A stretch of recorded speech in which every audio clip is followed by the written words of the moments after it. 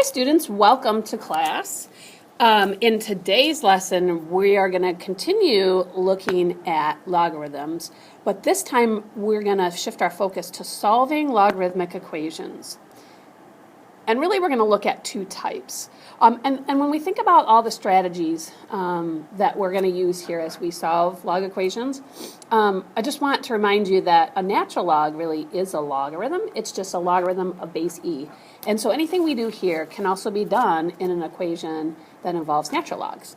But our focus today is going to be on the logs of other bases, like the common log or base 2 or whatever. So there are three basic steps that we're going to follow when we solve log equations, and those steps are outlined right here in the notes. The first one is to, and this is not the steps that we have to use in 100% of the equations, but in a majority of them, this is kind of the steps that you go through. Number one is condense each logarithm. And that means apply a log property to combine logs that are on the same side of the equation together. Whether that means we're using the product rule, the quotient rule. Maybe our logarithm has an exponent on it, so we want to use the power rule and then divide that coefficient off. But we're going to apply some sort of property to combine or simplify the logs in some way. So when we say condense, could mean it's just kind of getting rid of power that's on it.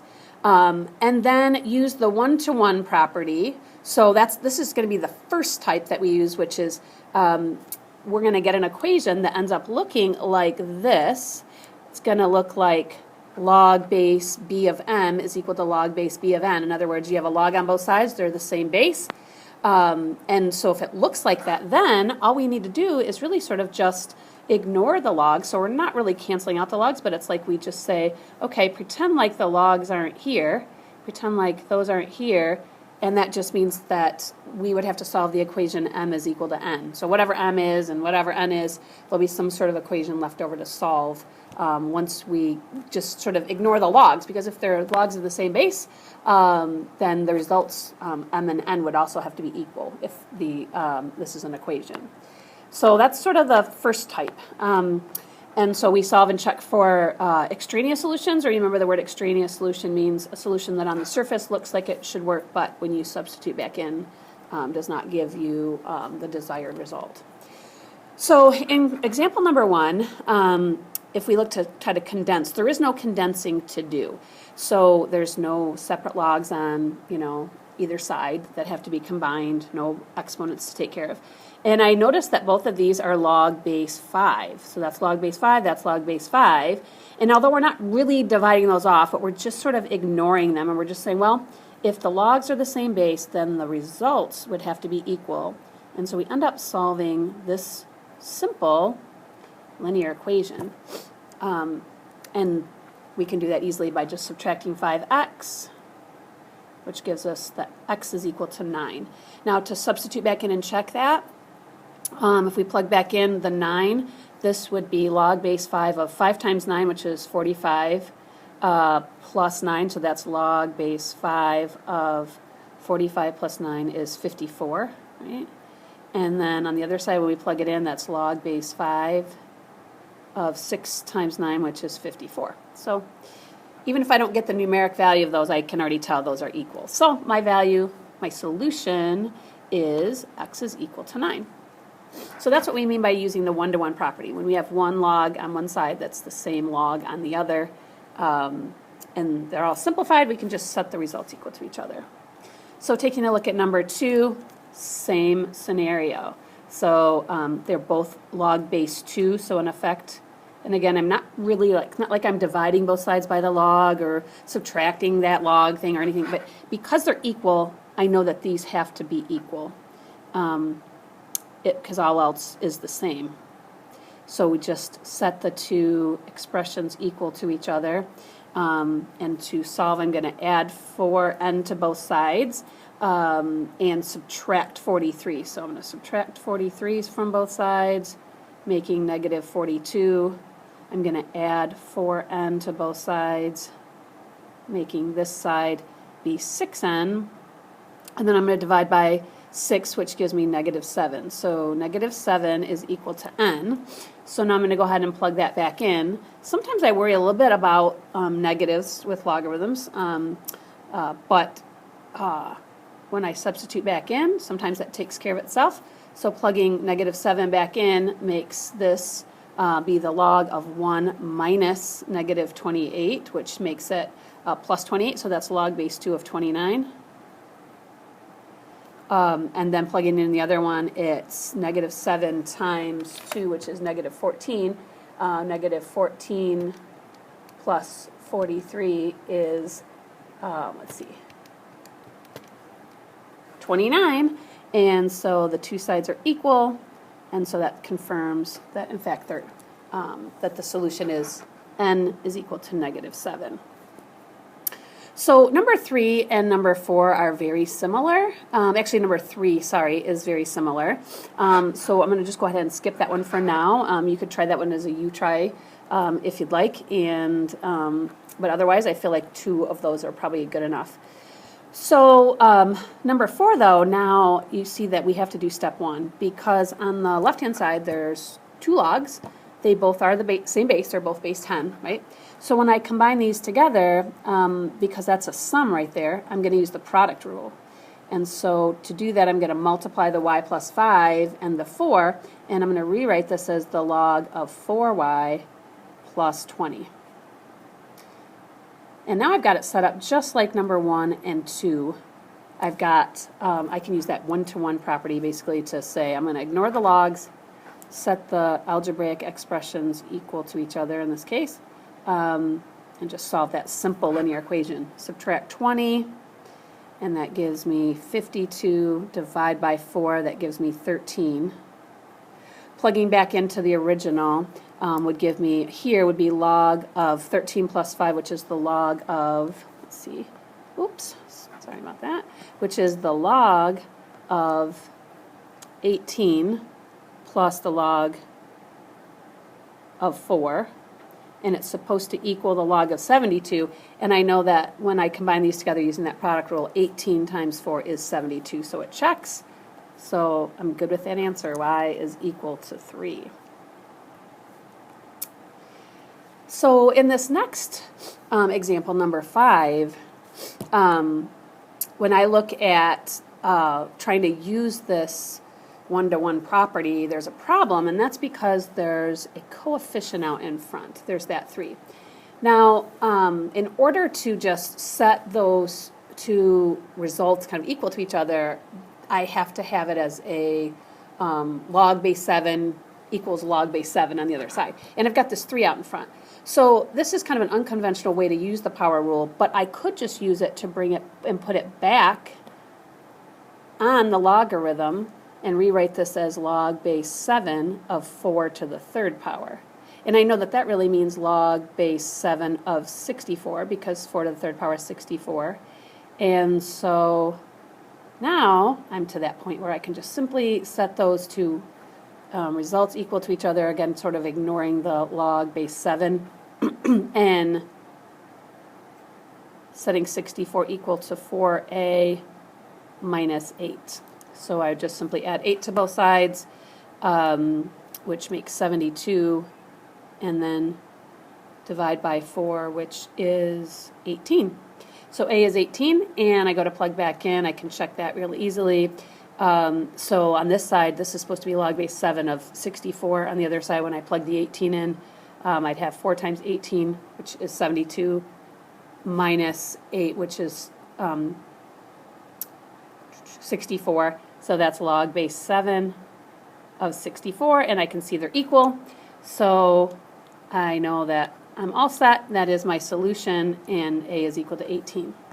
So again, just kind of using that power rule in a little bit of an unconventional way. And I could see that in number 7, I would want to do the same thing with that. So number 7 is similar to that, and we'll use that one as a U-try here in just a second.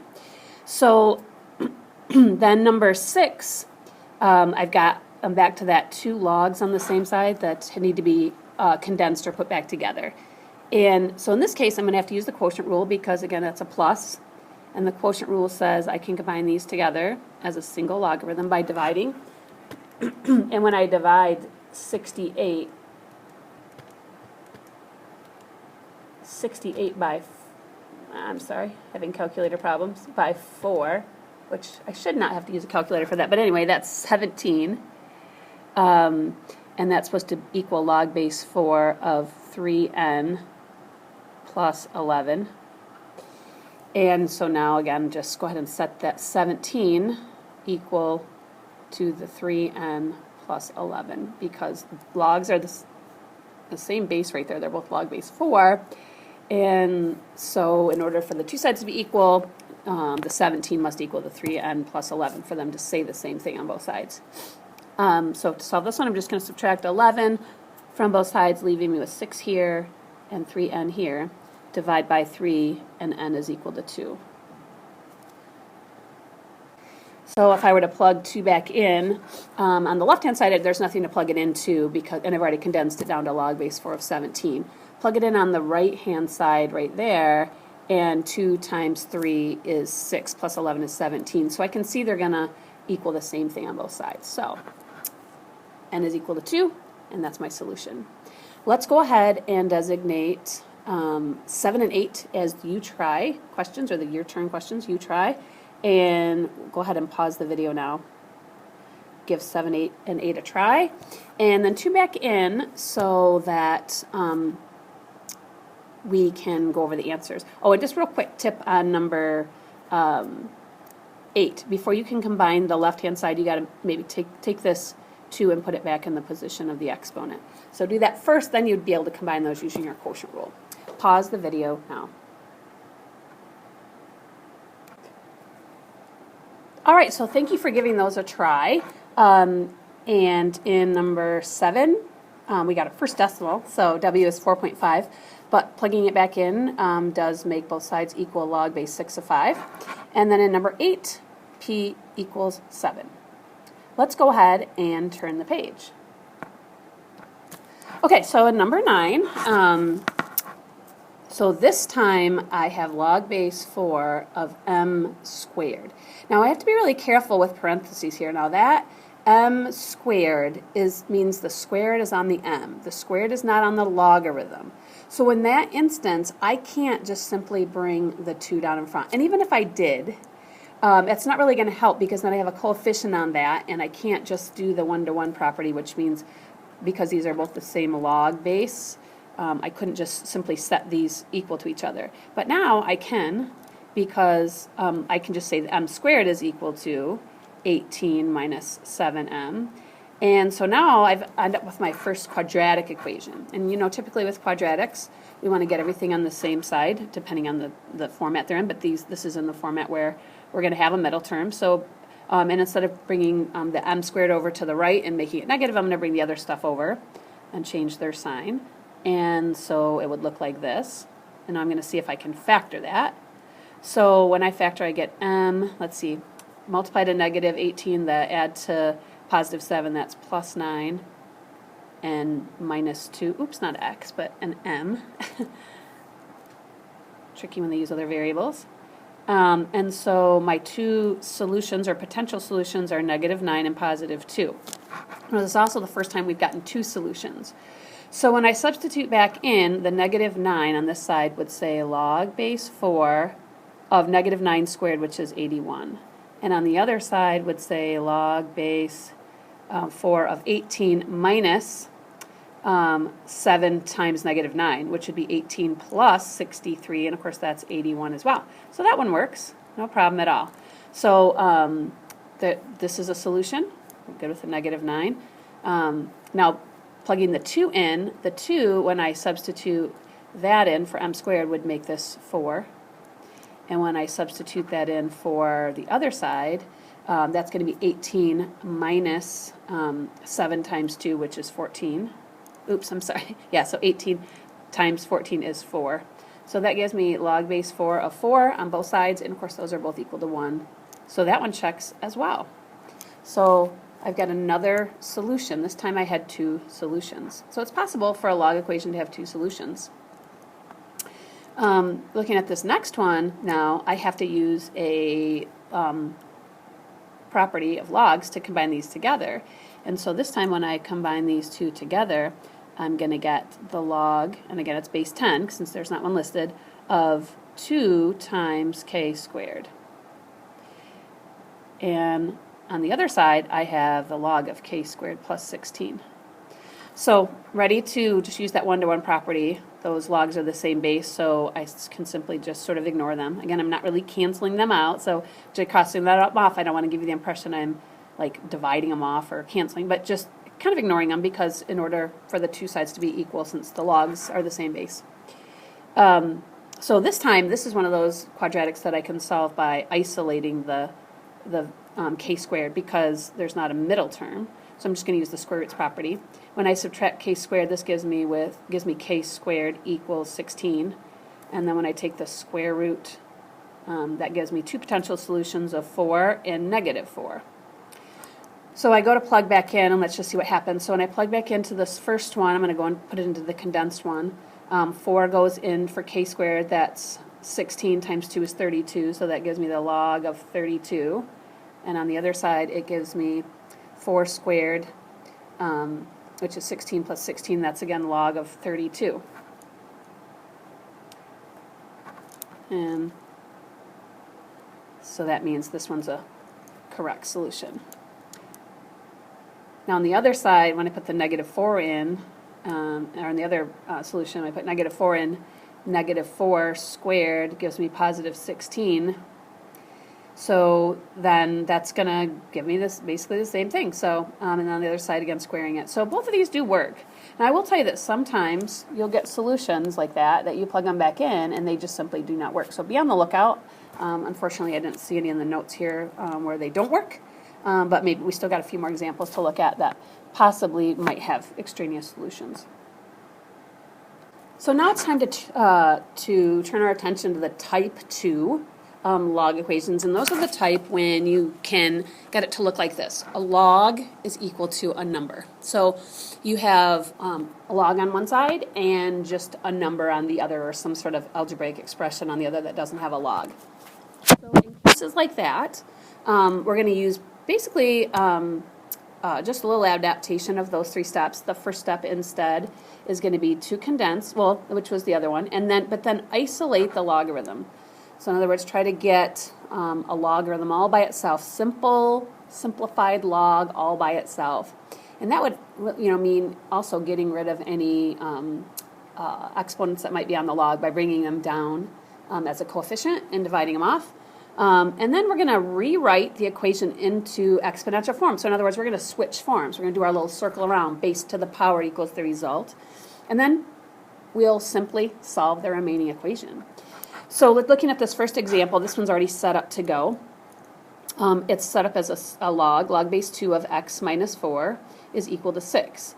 So this x minus 4 is actually the result of that logarithm. So that actually, the negative 4, the minus 4 goes with that log. So it's all simplified. So now I'm ready to do the circle around.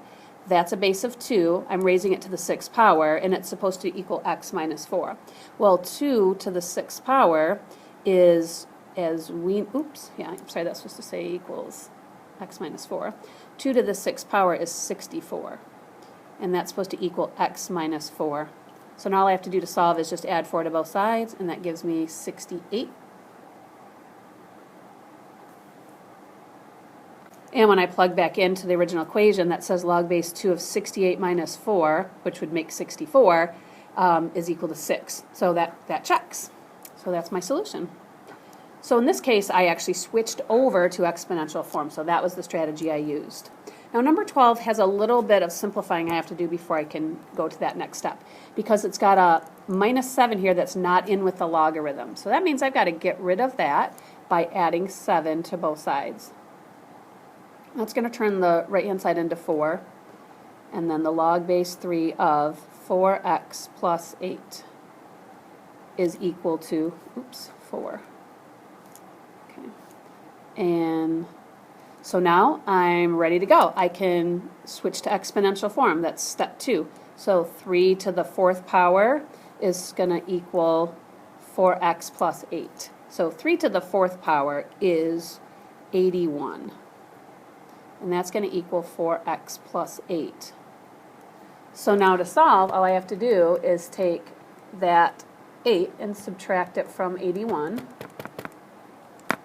So let's see, 81 minus 8 gives us 73, and that's equal to 4x. And then divide by 4, which does not turn out particularly nice. That's, if we want to leave it as a decimal, would be 18.25. Or you could leave it as a fraction, 73/4, which does not reduce. So either one of those is a correct solution. And again, to go plug back in, I should probably make sure I do that. And so when I substitute back in, 18.25 times 4 is 73. And then, so that's adding 8 to it would make 81. So the log base 3 of 81 is, of course, 4, and 4 minus 7 is negative 3. So it checks. Okay, so how about number 13? Okay, so this time there's some combining of logs to do, and I'm going to have to use the product rule. So, because it's a sum. So when I multiply these together, and I get log, and of course that's base 10, when I multiply those two together, I'm going to get 2x squared minus 10x.